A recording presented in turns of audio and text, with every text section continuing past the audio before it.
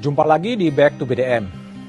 Ini masih pandemi, tapi cerita-cerita dari DPR justru menarik perhatian publik. Ya. Awalnya ada kisah seorang anggota DPR yang meminta adanya rumah sakit khusus untuk pejabat. Isu itu mengundang kritik, kemudian muncul lagi permintaan dari anggota DPR yang meminta perlunya ICU khusus untuk anggota DPR. Perilaku yang nyeleneh juga masih muncul. Seorang anggota DPR dalam sebuah rapat kerja dengan bangga mengatakan baru pulang dari luar negeri hanya beberapa hari, tapi menolak untuk dikarantina. Perilaku-perilaku politik itu sebenarnya sungguh mengejutkan dan sungguh menakjubkan.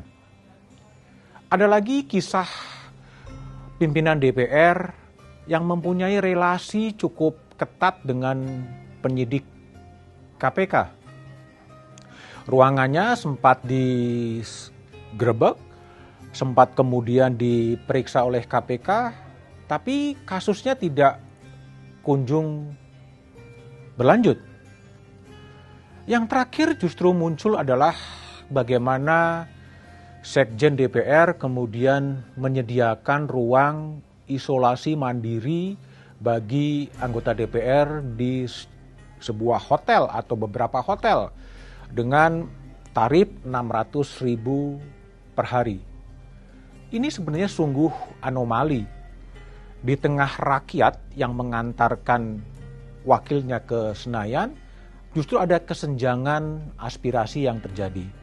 Ketika anggota DPR difasilitasi dengan isolasi mandiri, rakyat justru melakukan aktivitas warga bantu warga, rakyat bantu rakyat untuk menjalani isolasi mandiri. Memang terasa nyeleneh dan mengingatkan saya pada almarhum Abdurrahman Wahid yang mengatakan perilaku DPR seperti perilaku taman kanak-kanak yang kadang-kadang menjadi cengeng, meminta permintaan-permintaan yang terlalu ingin menunjukkan narsisme.